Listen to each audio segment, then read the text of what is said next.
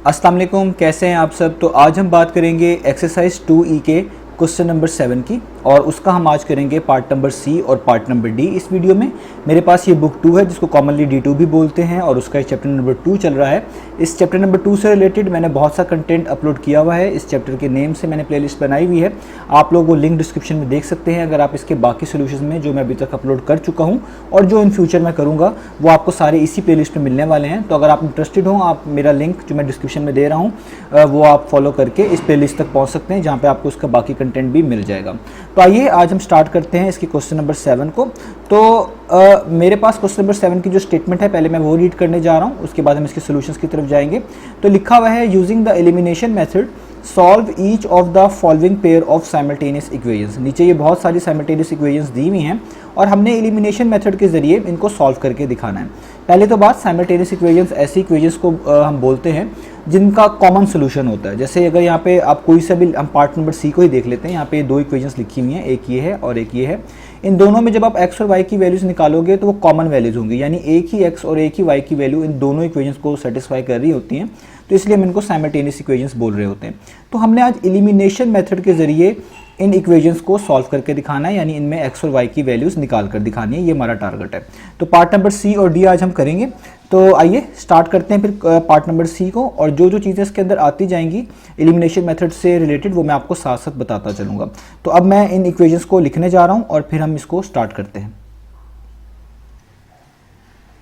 तो मैंने यहाँ पे आप देख सकते हैं क्वेश्चन नंबर 7 का पार्ट नंबर सी लिख लिया है। अब हम इनको सॉल्व करने जा रहे हैं। तो सबसे पहले जो हमने काम करना है, जब भी हमारे पास साइमल्टेनियस इक्वेशंस आएंगी, हमने इन दोनों को, इनका कोई ना कोई नाम रख लेना है। लाइक मैं इसको कह लेता हूँ कि जी ये मेरे पास इक्वेशन नंबर 1 है, और इसको मैं कह लेता हूँ ये मेरे पास इक्वेशन नंबर 2 है। इससे मैं आसानी रहेगी इनको रेफ़र करते वक्त। तो ये हमारे पास हो गया।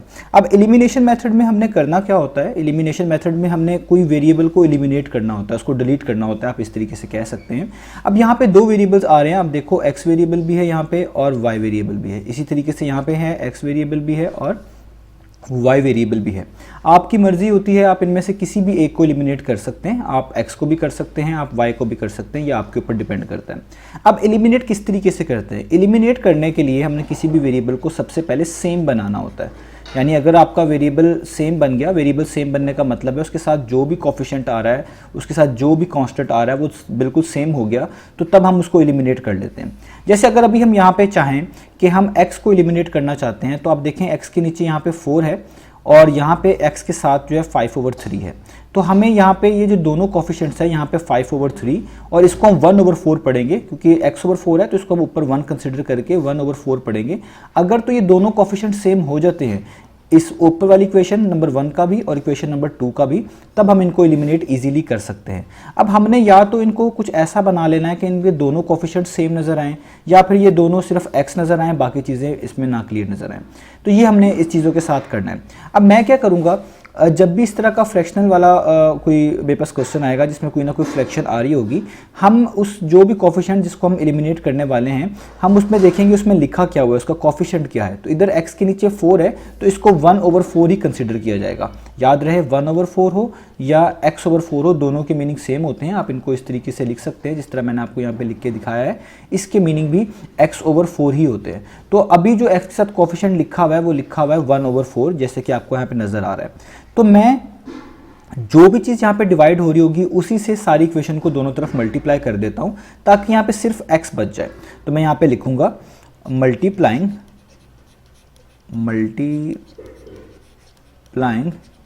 Equation number 1 bye 4।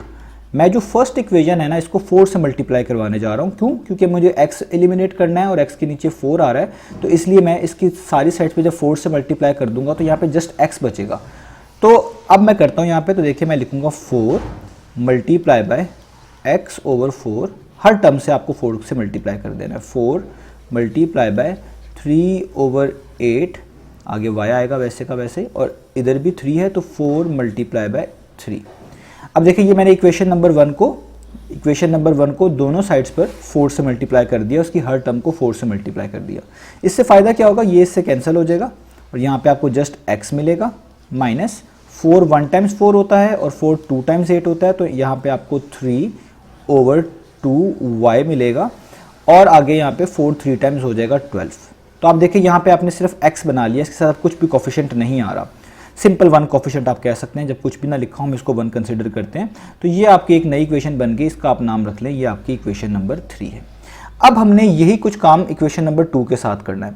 अब आप देखें इक्वेशन नंबर 2 में जो x के साथ कोफिशिएंट लिखा हुआ है वो 5/3 है। ऐसे केस में जब आपको कोफिशिएंट नज़र आ रहा हो 5/3, तो इसको ख़त्म करने का तरीका ये होगा कि आप 5/3 का रेसिप्रोकल ले लें। रेसिप्रोकल का क्या मीनिंग होता है, यानी जो डिनोमिनेटर है इसको न्यूमरेटर बना लें और जो न्यूमरेटर है उसको डिनोमिनेटर बना लें। तो 5/3 का जब आप रेसिप्रोकल लेंगे तो ये हो जाएगा 3/5।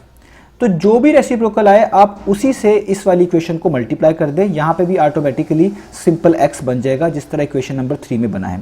बेसिकली हमने इक्वेशन नंबर 3 में भी ऐसा ही किया है। आप देख सकते हैं वहाँ पे लिखा हुआ था 4, x के नीचे 4 लिखा हुआ था, जिसको मैंने आपको कहा इसको हम पढ़ेंगे 1/4। तो आपने इसका भी रेसिप्रोकल ही लिया है, तो इसका रेसिप्रोकल क्या होता है 4/1, और उसी से आपने दोनों साइड्स पे आप देख सकते हैं, अभी मैं आपके सामने इक्वेशन लिखी हुई है, मैंने मल्टीप्लाई करवाया था। तो x का जो भी कोफिशिएंट आएगा, चाहे वो उसके नीचे लिखा हो या इस तरह करके सेपरेट लिखा हो, दोनों के मीनिंग सेम ही होते हैं, तो आपने उनका रेसिप्रोकल लेना है और उससे मल्टीप्लाई करवा देना। तो अब मैं यहाँ पे लिखूंगा मल्टीप्लाइंग इक्वेशन नंबर 2 बाय, यहाँ पे कोफिशिएंट था 5/3, उसका रेसिप्रोकल मैंने आपको यहाँ पे करके बताया 3/5 होता है, तो हम उसको 3/5 से मल्टीप्लाई करवा देंगे। अब मैं इसको करवा देता हूँ। अब मेरी जो इक्वेशन है ऊपर आपके सामने है, आपको नज़र आ रही है, ये इक्वेशन नंबर 2 है।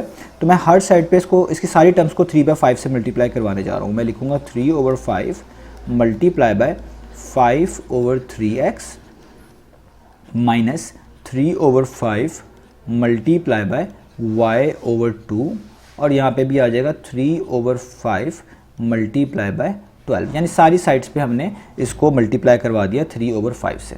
अब इससे आगे हम क्या करेंगे, इसको अब हमने इसको सॉल्व कर लेना है। तो आप देख सकते हैं ये बहुत इजी है, यहाँ 3 से कट गया, 5 से कैंसिल हो गया, तो सिर्फ x बचेगा। यहाँ पे कैंसिलेशन तो नहीं हो सकती क्योंकि 3 और 2 में कुछ कॉमन फैक्टर नहीं है, 3 और 5 में भी नहीं है। तो जब ऐसा केस हो तो जो ऊपर वाली वैल्यू है उसको ऊपर वाले से मल्टीप्लाई कर दें, जो नीचे वाली वैल्यू है उसको नीचे वाले से मल्टीप्लाई कर दें। तो 3 को आप y से मल्टीप्लाई करवा दें तो 3y टाइम्स होता है 3y, और 5 को आप 2 से मल्टीप्लाई कर दें तो 5 2 टाइम्स होता है 10 इक्वल टू का साइन। यहाँ पे भी आप देखें कोई भी कॉमन जो है वैल्यू नहीं है जो हम कट कर सकें, तो 3 को 12 से ही मल्टीप्लाई करवाना पड़ेगा। तो 3 12 टाइम्स होता है 36, और 5 को 12 के नीचे कुछ भी ना लिखा हो, आप खुद से 1 कंसिडर कर लिया करें, तो 5 1 टाइम्स कितना हो जाएगा 5। ये आपकी हो गई इक्वेशन नंबर 4। अब ये जो हमने काम किया है ये किस लिए किया, ये हमने काम इसलिए किया कि हम किसी एक वेरिएबल को एलिमिनेट करवाएं, और जिस वेरिएबल को एलिमिनेट करना होता है हम बेसिकली उस वेरिएबल को सेम बनाते हैं। सेम बनाने का मतलब मैं आपको तो बता चुका हूँ कि वो वेरिएबल के साथ जो कोफिशिएंट लिखा हो वो बिल्कुल सेम होना चाहिए। अब आप देखिए ये भी सिंपल x है, यानी इसका कोई भी कोफिशिएंट नहीं लिखा हुआ जिसको आप 1 कंसिडर करेंगे, और ये भी सिंपल x है, इसका भी कोई भी कोफिशिएंट नहीं लिखा हुआ, इसको हम 1 कंसिडर करेंगे। यानी हमने जब भी वेरिएबल्स को सेम बनाना होगा हम उनको किसी ऐसे नंबर से मल्टीप्लाई कर लेंगे जिससे उनके कोफिशिएंट सेम हो जाए, इसी को हम कहेंगे कि ये वेरिएबल सेम हो गए अब। और अगर फ्रैक्शनल पार्ट आ जाए, जिस तरह का यहाँ पे फ्रैक्शंस के अंदर कोफिशिएंट्स थे, तो हम उनको उनके रेसिप्रोकल से मल्टीप्लाई करवा देंगे उन इक्वेशंस को, इससे भी वो जो है आपके पास जो वेरिएबल्स हैं वो सेम बन जाएंगे जिस तरह मैंने यहाँ पे बना दिया। अब हम क्या करेंगे, अब देखें कि इस x के साथ भी पॉजिटिव साइन है, यानी कोई भी साइन नहीं है तो पॉजिटिव कंसिडर करेंगे, और इसके साथ भी पॉजिटिव साइन है। जब वेरिएबल्स के कोफिशिएंट भी सेम हो, उनके साइन भी सेम हो, हम इनको यूजुअली सब्ट्रैक्ट कराया करेंगे, हम इनको सब्ट्रैक्ट करवाया करेंगे। तो अब हमने इनको सब्ट्रैक्ट करवाना है, तो हम यहाँ पे अब लिख लेता हूँ कि मैंने किस इक्वेशन को किससे सब्ट्रैक्ट करवाना है। तो अब यहाँ पे मैं लिखूंगा subtracting equation number 4 from equation number 3। अब ये आपने ध्यान से सब्ट्रैक्ट करवाना है, आप इनको आपस में किसी भी तरीके से सब्ट्रैक्ट करवा सकते हैं, लेकिन आपने ये जो यहाँ पे डिस्क्रिप्शन है वो सही लिखनी है। आपको पता है यहाँ पे जो फ्रॉम वाला पार्ट होता है उसको हम सबसे पहले लिखते हैं, क्योंकि मैंने लिखा है कि हम इक्वेशन 4 को सब्ट्रैक्ट करवाना जा रहे हैं फ्रॉम 3 से। तो याद रखें जो फ्रॉम वाला पार्ट होता है इसको सबसे पहले लिखना है, यानी इक्वेशन 3 है, फ्रॉम इक्वेशन 3 है, तो सबसे पहले इक्वेशन 3 को लिखेंगे। तो इक्वेशन 3 ऊपर लिखी हुई है, वो है आपके पास x माइनस 3/2y ये हो गई वो इक्वेशन माइनस। अब देखिए मैंने 12 नहीं लिखा क्योंकि रूल ये होता है जब भी आप किसी दो इक्वेशंस को सब्ट्रैक्ट करवा रहे होते हैं तो उनकी लेफ्ट साइड को लेफ्ट साइड से ही सब्ट्रैक्ट करवाना है और उनकी राइट साइड को राइट साइड से ही सब्ट्रैक्ट करवाना है। तो यहाँ पे जो लेफ्ट साइड है वो थी x माइनस 3/2y, मैंने वही लिख ली है। अब मैं आगे, क्योंकि मैं इस इक्वेशन नंबर 3 को 4 से सब्ट्रैक्ट करवा रहा हूँ तो उसकी भी लेफ्ट साइड लिख लूँगा, जो कि है ब्रैकेट्स में लिखूँगा, याद रखें यहाँ पे हमेशा ब्रैकेट्स डालनी है, x माइनस 3y/10। तो ये मैंने उन दोनों की लेफ्ट साइड लिख ली। अब इधर उन दोनों की राइट साइड्स भी इसी पोजीशन के लिहाज से आएंगी, क्योंकि पहले फ्रॉम वाला जो पार्ट है वो इक्वेशन नंबर 3 के साथ कनेक्टेड है, तो पहले इक्वेशन नंबर 3 की आपको राइट साइड लिखनी पड़ेगी, जो कि है 12। तो आप लिखेंगे यहाँ पे 12 माइनस का साइन, और अब आपके पास इक्वेशन नंबर 4 वाली आएगी जो कि है 36/5। तो इस तरीके से आपने ख्याल रखना है, जब भी आप सब्ट्रैक्ट करवा रहे होंगे तो आपने जो फ्रॉम वाली इक्वेशन है उसका पहले लेफ्ट साइड लिखनी है, उसके बाद जो दूसरी इक्वेशन है उसकी लेफ्ट साइड लिखनी है, इक्वल टू का साइन डालना है, और फिर दोबारा जो फ्रॉम वाला आपके पास पार्ट है उसकी आपने राइट साइड लिखनी है और बाद में दूसरे वाले की राइट साइड लिखनी है। तो लेफ्ट साइड को लेफ्ट साइड से सब्ट्रैक्ट करवाएंगे और राइट साइड को राइट साइड से सब्ट्रैक्ट करवाएंगे। ये इसका प्रॉपर वे होता है एलिमिनेशन करते वक्त। अब हम इनको ओपन कर लेते हैं इनके ब्रैकेट्स को। तो ये तो सिंपल है, x माइनस 3/2y, यहाँ पे ये माइनस है, x हो जाएगा। और आपको पता है जब भी ब्रैकेट्स के बाहर माइनस होता है तो अंदर साइन लाजमी चेंज करने पड़ते हैं, तो ये वाला माइनस और ये अंदर वाला minus, minus minus times plus हो जाएगा और यहाँ पे हो जाएगा 3y/10। और यहाँ पे अब आपको देखें सॉल्व करना है, ये अब आपका एलसीएम है। आप 12 के नीचे खुद से लिख लें 1 ताकि आसानी रहे आपके पास। तो 5 और 1 का एलसीएम, किसी भी चीज़ का एलसीएम 1 से निकालें तो वो इटसेल्फ आता है, यानी 5 ही आएगा। आगे आपको ये सारी चीज़ें पता हैं, हम ये फ्रैक्शन किस तरह सॉल्व करते हैं। अगर नीचे 1 आ जाए डिनोमिनेटर में तो जो भी एलसीएम आया होता है, यानी 5 एलसीएम आया होता है, इसको डायरेक्ट ही ऊपर वाले न्यूमरेटर से मल्टीप्लाई कर देते हैं। तो हम यहाँ पे कर देंगे 5 × 12, माइनस का साइन डालते हैं। और अगर एलसीएम भी और जो दूसरी फ्रैक्शन है उसका डिनोमिनेटर सेम हो तो हम जो चीज़ ऊपर लिखी होती है उसको एज इट इज़ लिख लेते हैं, यानी यहाँ पे 36 वैसे का वैसे ही लिख लेंगे। ये सिंपल एलसीएम निकालना है, इसमें और कोई भी नई बात नहीं है। अब इधर देखें, ये पॉजिटिव x और ये नेगेटिव x तो कैंसिल हो जाएगा, क्योंकि प्लस माइनस माइनस होता है, तो 1 - 1 एक तरह का 0 होता है, इसलिए 1x - 1x भी 0x हो जाएगा। यानी यहाँ पे जस्ट बचेगा माइनस 3y/2 और ये वाला प्लस 3y/10। अब याद रखें, ये आप 3y को इस तरीके से लिख लें जिस तरह ऊपर लिखा हुआ है, या 3 को y के साथ इस तरह अटैच करके लिख लें, दोनों के मीनिंग सेम है। यहाँ पे भी हम इसको सॉल्व कर लेते हैं। तो आप देखेंगे 5 को जब हम 12 से मल्टीप्लाई करेंगे तो हमारे पास आएगा 60 और 36 वैसे का वैसे ही रहेगा, और नीचे आपके पास 5 भी वैसे का वैसे ही रहेगा। अब यहाँ पे हमें इनका एलसीएम दोबारा निकालना पड़ेगा, क्योंकि यहाँ पे 2 है और 10 है, तो यहाँ पे मुझे इनका एलसीएम निकालना पड़ेगा। तो 2 और 10 का एलसीएम वैसे 10 ही होता है, लेकिन मैं यहाँ पे आपको निकाल के बता देता हूँ। इस तरीके से आपने एलसीएम निकाल लेना है। 2 1 टाइम्स, 2 5 टाइम्स और 5 1 टाइम्स, और ये वाला 1 तो वैसे ही उतारते हैं जब आ जाता है। तो 2 और 5 यहाँ पे आए, इन दोनों को मल्टीप्लाई करें तो 2 5 टाइम्स कितना होता है 10, यानी एलसीएम कितना आएगा इनका 10। तो यहाँ पे आ जाएगा 10। आगे आपको रूल्स पता है एलसीएम के, कि हम सबसे पहले क्या करेंगे, जो यहाँ पे नंबर लिखा होता है, अगर कोई भी नंबर लिखा होता है हम उसका बेसिकली टेबल ही एक तरह का पढ़ते हैं कि 2 कितने टाइम्स 10 होता है। तो 2 कितने टाइम्स 10 होता है, 2 होता है 5 टाइम्स 10। तो जितने टाइम्स होता है उसको ऊपर वाले नंबर से मल्टीप्लाई कर देते हैं। ऊपर लिखा हुआ -3y, तो क्योंकि 2 5 टाइम्स 10 होता है तो 5 को -3y से मल्टीप्लाई करूंगा तो 5 3 टाइम्स हो जाएगा 15, माइनस का साइन वैसे ही आएगा और y वैसे ही आएगा। आप इसको इस तरह भी कर सकते हैं, पहले 10 को 2 पे डिवाइड करें, आंसर आएगा 5, जो आंसर आए इसको ऊपर वाली टर्म से मल्टीप्लाई कर दें तो भी आपको -15y ही मिलने वाला है। प्लस का साइन यहाँ पे 10 ही है, तो मैंने आपको अभी पीछे भी बताया जब ये दोनों सेम हो जाएं, एलसीएम और ये वाला ये डिनोमिनेटर और एलसीएम, तो फिर ऊपर वाली टर्म को वैसे ही लिख लेते हैं, तो 3y को वैसे ही लिख लें, इक्वल टू का साइन। अब यहाँ पे आपने 60 में से 36 को माइनस करना है, तो आपके पास आंसर आएगा 24 और नीचे आपके पास आंसर आएगा 5। तो ये हो जाएगा बेसिकली 24/5। अब इसको आगे चलते हैं, फर्दर सॉल्व कर लेते हैं। तो अब देखें, पहले इसको सॉल्व करें, ये है प्लस माइनस माइनस, यानी 15 में से आपको 3 माइनस करने पड़ेंगे, तो आपके पास आंसर आएगा, मैं यहाँ पे लिख लेता हूँ 12y, और साइन बड़ी वैल्यू का, 15 बड़ी वैल्यू है, इसके पीछे माइनस है तो यहाँ पे माइनस लगाना पड़ेगा, नीचे 10 आ जाएगा, यहाँ पे आपके पास है 24 और 5। अब आप इनको जस्ट क्रॉस मल्टीप्लाई कर दें, 5 को इधर जाके ये डिवाइड हो रहा है, मल्टीप्लाई हो जाएगा, 10 इससे मल्टीप्लाई हो जाएगा 24 से, तो ये हो जाएगा -12y × 5, और यहाँ पे हो जाएगा 24 × 10। तो 5 को आप मल्टीप्लाई करेंगे -12 से तो आपको आएगा मिलेगा -60, y साथ वैसे ही आएगा, और 24 को 10 से करेंगे तो 240 मिलेगा। अब यहाँ पे ये -60 y से मल्टीप्लाई हो रहा है, जब आप इसको इक्वेशन के दूसरी तरफ मूव करेंगे तो ये वहाँ जाके डिवाइड हो जाएगा इस तरीके से। तो अब आपने जस्ट 240 को 60 से डिवाइड कर देना है, माइनस साइन तो वैसे ही आएगा, तो आपको पता है 61 टाइम्स 64 टाइम्स 240 होता है। इससे पता चला कि आपके पास y का जो आंसर आया है ना वो आया है -4, क्योंकि माइनस तो साथ वैसे ही लगा रहेगा। तो देखें ये एक वैल्यू आपने निकाल ली है y की, जो कि कितनी है -4। अब हम क्या करेंगे, अब हमने ये वाली वैल्यू किसी भी इक्वेशन में ऊपर पुट कर देनी है तो हमारा आंसर आ जाएगा। तो ये y की वैल्यू हम किस वाली इक्वेशन में पुट करते हैं, जो सबसे अच्छी आसान इक्वेशन हो हम इसमें पुट कर देते हैं जी। ओके, मैं आपको दिखा देता हूँ कि मैं किस में पुट करने जा रहा हूँ। हम इस वाली इक्वेशन में, जो इक्वेशन नंबर 3 है मेरे पास, हम इसमें पुट करेंगे इस वाली इक्वेशन में। ये जो x - 3/2y = 12 है, इसमें हम y की वैल्यू जो है -4 पुट करने जा रहे हैं। तो हम यहाँ पे लिख लेते हैं पहले ये वाली इक्वेशन, x - 3/2y = 12, जो कि इक्वेशन नंबर 3 है। मैं यहाँ पे लिख लेता हूँ इसको, x -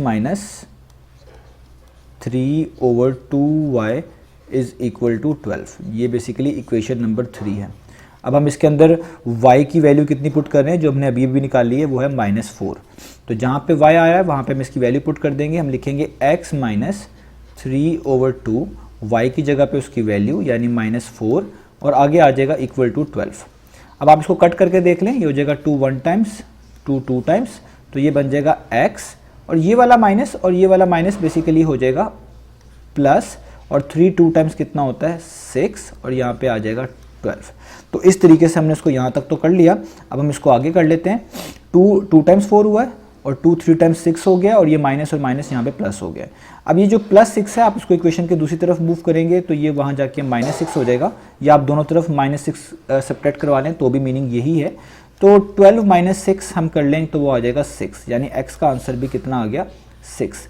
यानी जो फाइनल आंसर्स आए हमारे पास, सबसे पहले x का आंसर लिखते हैं, वो आया 6, और जो y का आंसर आया वो आया -4, जिसको हम यहाँ पे इस तरीके से भी लिख सकते हैं कि x 6 आया है और y हमारे पास क्या आया है -4। तो ये ऑर्डर्ड पेयर में भी आप लिख सकते हैं, इसको हम इस तरीके से भी मेंशन करते हैं, जिसको हम बोलते हैं सोल्यूशन सेट। वैसे इस तरह लिखा हो ज़्यादा बेहतर है, आप इसको सेपरेटली भी इस तरीके से मेंशन कर सकते हैं।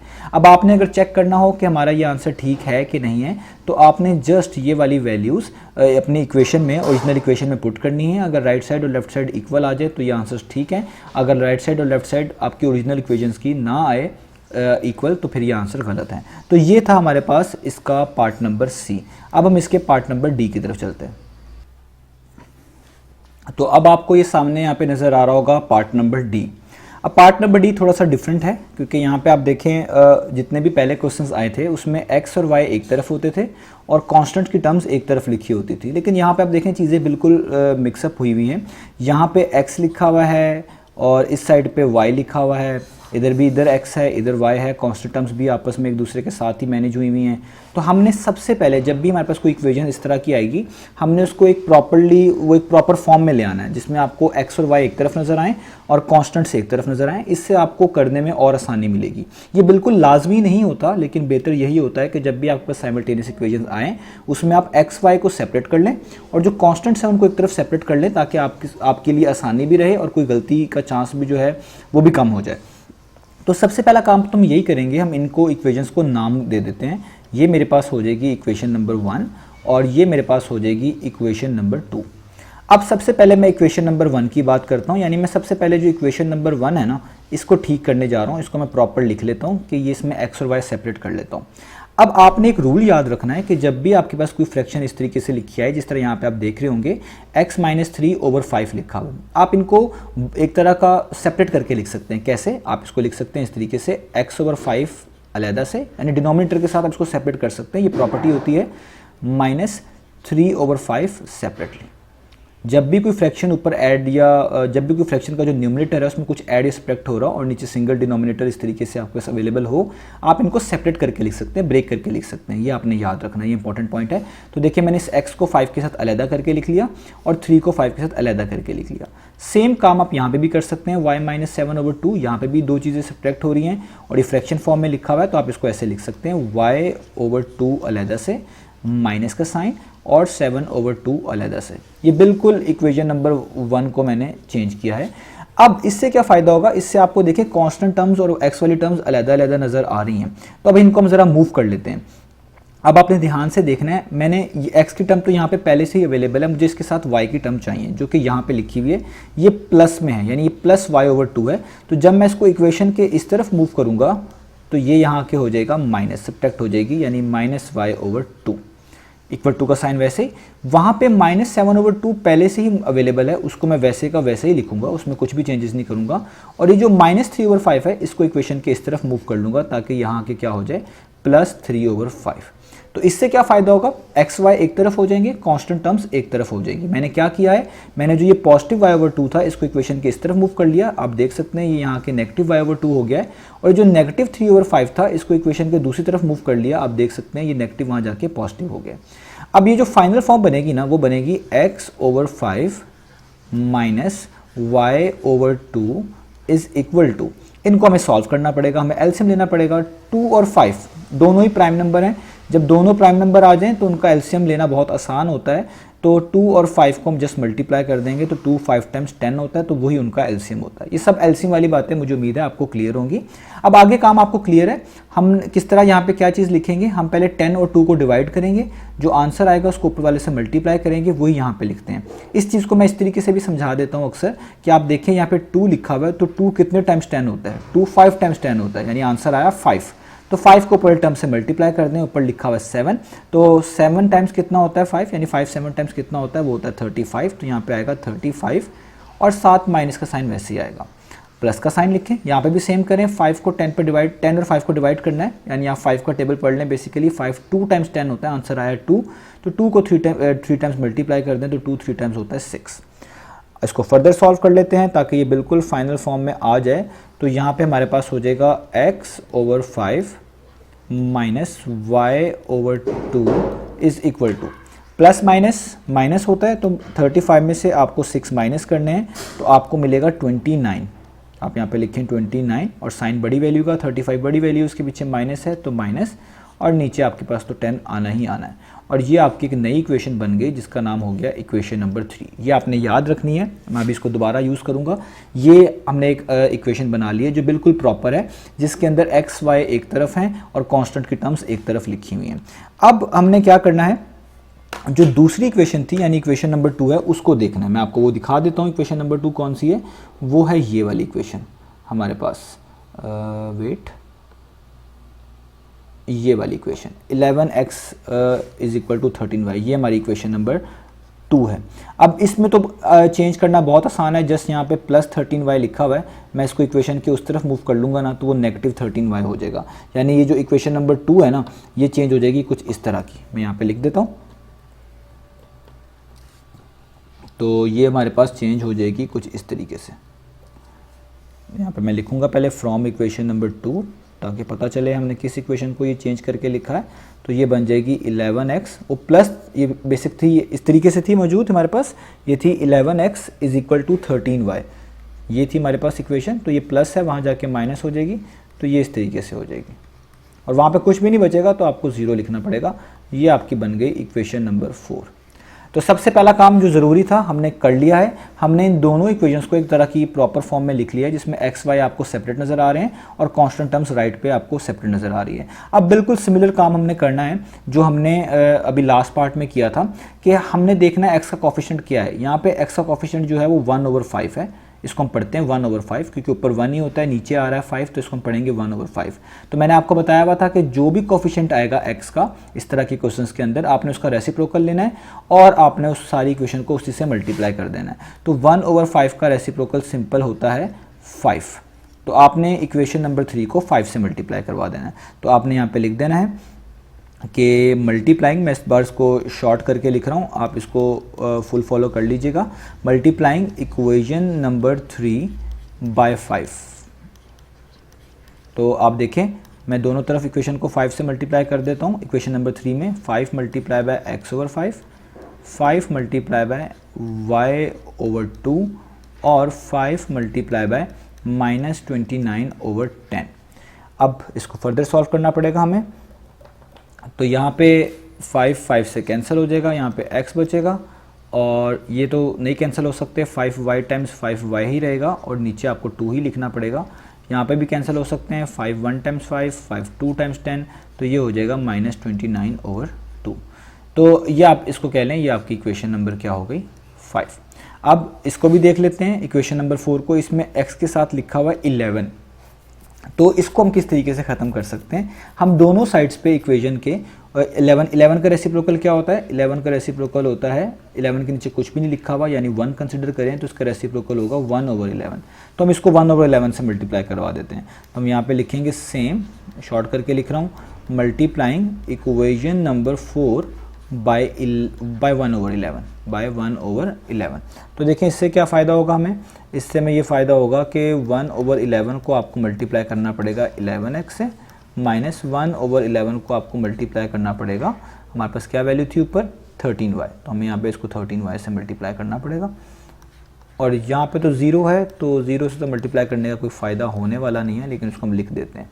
तो इससे भी ये फ़ायदा होगा हमारे पास कि ये और ये कैंसिल हो जाएगा, यहाँ पे जस्ट x बच जाएगा, यहाँ पे आ जाएगा 13/11y, 13 1 टाइम्स 13 होता है, इसलिए मैं 13/11y लिखा है। और यहाँ पे तो कोई चीज़ 0 से मल्टीप्लाई हो तो वो 0 ही होती है। ये हमारी बन गई इक्वेशन नंबर 6। अब इनको सब्ट्रैक्ट कर देते हैं। मैंने आपको बताया हुआ है जब कोफिशिएंट सेम हो जाएं, साइन भी सेम हो, तो हम उनको जस्ट सब्ट्रैक्ट करते हैं। अगर साइन कोफिशिएंट सेम हो लेकिन साइन डिफरेंट हो तो फिर ऐड करते हैं। तो मैं यहाँ पे लिख लेता हूँ subtracting equation number 6 from equation number 5। तो जो फ्रॉम वाली इक्वेशन है उनको पहले लिखते हैं, यानी पहले आप लिखोगे x माइनस 5y/2, उसका जो लेफ्ट साइड है पहले लिखोगे माइनस का साइन। अब अगली इक्वेशन यानी इक्वेशन नंबर 6 की लेफ्ट साइड लिखोगे, हमेशा ब्रैकेट्स का यूज़ करना है, x माइनस 13/11y। अब उनकी बाकी साइड्स को लिखेंगे, फिर दोबारा इक्वेशन नंबर 5 की पहले राइट साइड को लिखेंगे, वो है -29/2 और यहाँ पे भी माइनस आएगा और इसकी साइड जो है इक्वेशन नंबर 6 की वो 0 है, तो यहाँ पे आ जाएगा 0। अब इनको ब्रैकेट्स ओपन कर लेते हैं, ये हो जाएगा x minus 5y/2 minus x। अब ये माइनस इस माइनस को कर देगा पॉजिटिव और यहाँ पे हो जाएगा 13/11y इज इक्वल टू, आपको पता है किसी चीज़ में से कोई 0 को सब्ट्रैक्ट करें या आप कह लें 0 प्लस करें तो उससे कोई फ़र्क नहीं पड़ता, तो इसलिए यहाँ पे सिर्फ -29/2 ही मैं लिखूँगा क्योंकि 0 सब्ट्रैक्ट करने से कोई इशू उस पर नहीं होगा। अब आप देखें यहाँ पे भी हमेशा की तरह x और माइनस एक्स प्लस एक्स और माइनस एक्स कैंसिल हो जाएंगे, यहाँ पे जस्ट बचेगा 5y/2 और इस यहाँ पे बचा है 13y/11 इज़ इक्वल टू -29/2। अब हमने इनको सॉल्व करना है, यहाँ से हमें y की वैल्यू मिलने वाली है। तो 2 और 11 दोनों ही प्राइम नंबर हैं, तो प्राइम नंबर के केस में एलसीएम आसान हो जाता है, जस्ट इनको मल्टीप्लाई कर दिया करें। तो 2 11 टाइम्स होते हैं 22। अब आपको आगे पता है आपने 2 का टेबल पढ़ना है, 2 के टेबल में 22 कहाँ पे आता है, वो आता है 11 टाइम्स। जो आंसर आएगा उसको ऊपर टर्म से मल्टीप्लाई कर देंगे, तो 11 5 टाइम्स होता है 55, तो ये हो जाएगा -55y प्लस। अब यहाँ पे 22 को आपने 11 से डिवाइड करना है, या आप यूँ कह लें आप 11 का टेबल पढ़ें और देखें 11 के टेबल में 22 कहाँ पे आता है, तो 11 2 टाइम्स 22 होता है, तो 2 को 13y से मल्टीप्लाई कर दें तो वो हो जाएगा 2 13 टाइम्स 26y और यहाँ पे तो -29/2 वैसे का वैसे ही है। अब ये माइनस प्लस माइनस होगा, यानी 55 में से आपने 26 माइनस करने हैं, तो जब आप 55 में से 26 माइनस करेंगे तो आपको मिलेगा 29 और साइन बड़ी वैल्यू का 55 बड़ी वैल्यू उसके साथ माइनस है, आगे y और नीचे आपके पास आ जाएगा यहाँ पे 22 और यहाँ पे आपके पास आ जाएगा -29/2। ये हमारे पास यहाँ तक बन गया। अब जब भी इक्वेशंस हों आपके पास इस तरीके से और आप देखें कि यहाँ पे भी कोई चीज़ ऊपर न्यूमरेटर में लिखी हुई है सेम है, यहाँ पे भी कोई चीज़ ऊपर न्यूमरेटर में लिखी हुई है सेम है और आगे कोई चीज़ इसमें ऐड सब्ट्रैक्ट नहीं हो रही, सिंगल वैल्यूज़ हैं, तो आप इनको कट कर सकते हैं। तो ये माइनस इस माइनस से कट हो जाएगा और ये 29 इस 29 से कट हो जाएगा। आप इसको मल्टीप्लाई डिवाइड करके भी कट कर सकते थे, तब भी कट जाता, मैंने इसको यहीं पर कट कर दिया है ताकि आसानी हो जाए।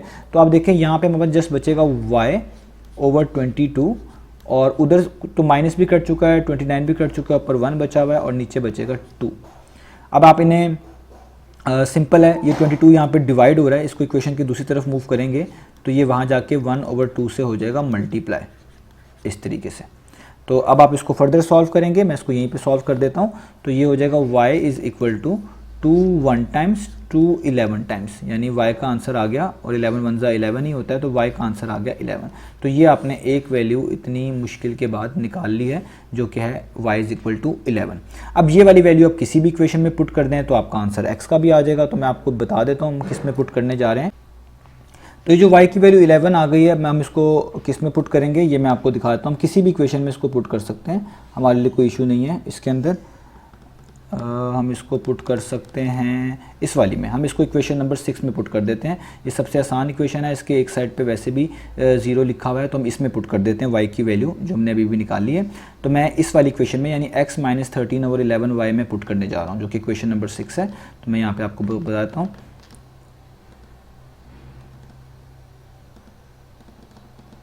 x minus 13/11y।